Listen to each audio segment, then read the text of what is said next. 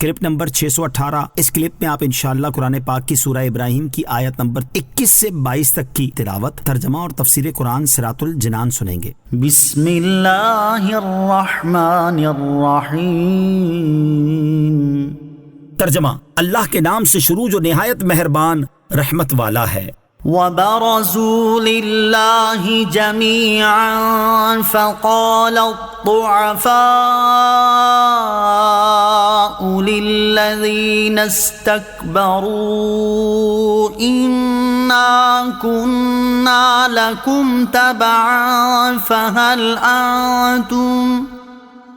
فَهَلْ أَنْتُمْ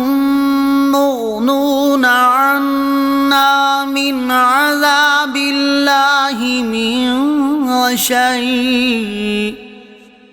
قَالُوا لَوْ هَدَانَا اللَّهُ لَهَدَيْنَاكُمْ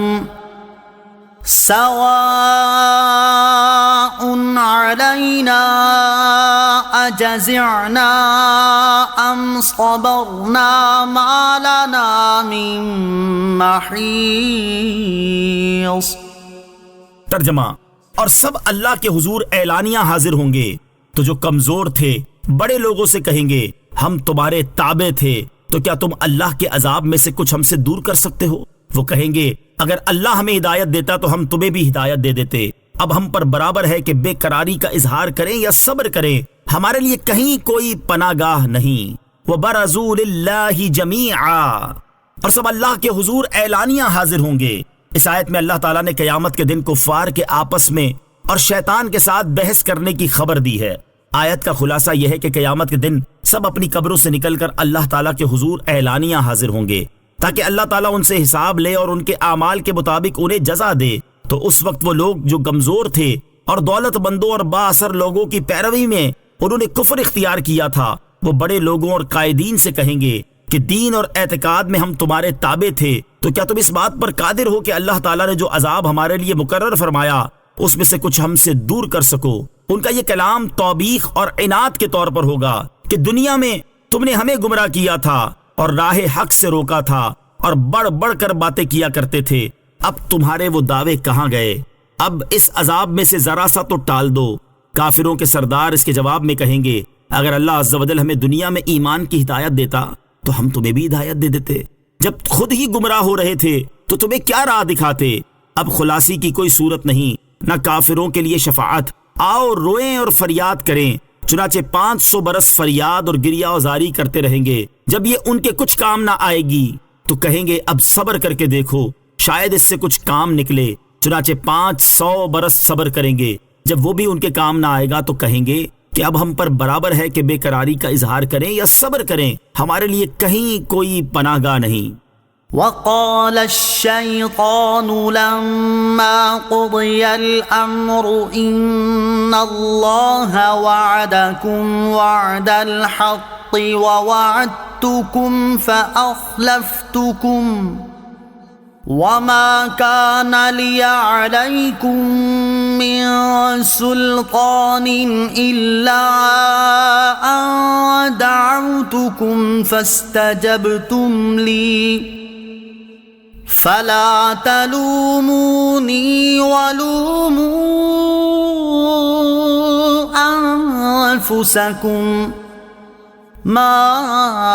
أَنَا بِمُصْرِخِكُمْ وَمَا أَنْتُمْ بِمُصْرِخِيَّ إِنِّي كَفَرْتُ بِمَا أَشْرَكْتُمُونِ مِنْ قَبْلُ إِنَّ الظَّالِمِينَ لَهُمْ عَذَابٌ أَلِيمٌ۔ ترجمہ: اور جب فیصلہ ہو جائے گا تو شیطان کہے گا بے شک اللہ نے تم سے سچا وعدہ کیا تھا اور میں نے جو تم سے وعدہ کیا تھا وہ میں نے تم سے جھوٹا کیا، اور مجھے تم پر کوئی زبردستی نہیں تھی مگر یہی کہ میں نے تمہیں بلایا تو تم نے میری مان لی، تو اب مجھے ملامت نہ کرو اور اپنے آپ کو ملامت کرو، نہ میں تمہاری فریاد کو پہنچ سکتا ہوں اور نہ ہی تم میری فریاد کو پہنچنے والے ہو۔ وہ جو پہلے تم نے مجھے اللہ کا شریک بنایا تھا تو میں اس شرک سے سخت بیزار ہوں، بے شک ظالموں کے لیے دردناک عذاب ہے۔ وقال الشیطان، اور شیطان کہے گا، یعنی جب مخلوق کے درمیان فیصلہ ہو جائے گا اور حساب کتاب ختم ہو جائے گا، جنتی جنت کا اور جہنمی جہنم کا حکم پا کر جنت و جہنم میں داخل ہو جائیں گے، اور جہنمی شیطان پر ملامت کریں گے اور اس کو برا کہیں گے کہ بدنصیب تو نے ہمیں گمراہ کر کے اس مصیبت میں گرفتار کیا، تو وہ جواب دے گا کہ بے شک اللہ عز و جل نے تم سے سچا وعدہ کیا تھا کہ مرنے کے بعد دوبارہ اٹھنا ہے اور آخرت میں نیکیوں اور بدیوں کا بدلہ ملے گا۔ اللہ عز و جل کا وعدہ سچا تھا اور سچا ثابت ہوا، اور میں نے جو تم سے وعدہ کیا تھا کہ نہ مرنے کے بعد اٹھنا ہے، نہ جزا، نہ جنت ہے، نہ دوزخ، وہ میں نے تم سے جھوٹا وعدہ کیا تھا، اور مجھے تم پر کوئی زبردستی نہیں تھی، نہ میں نے تمہیں اپنی پیروی کرنے پر مجبور کیا تھا، یہ کہ میں نے اپنے وعدے پر تمہارے سامنے کوئی حجت و برہان پیش نہیں کی تھی، بس ہوا یہ ہے کہ میں نے تمہیں وسوسے ڈال کر گمراہی کی طرف بلایا تو تم نے میری مان لی،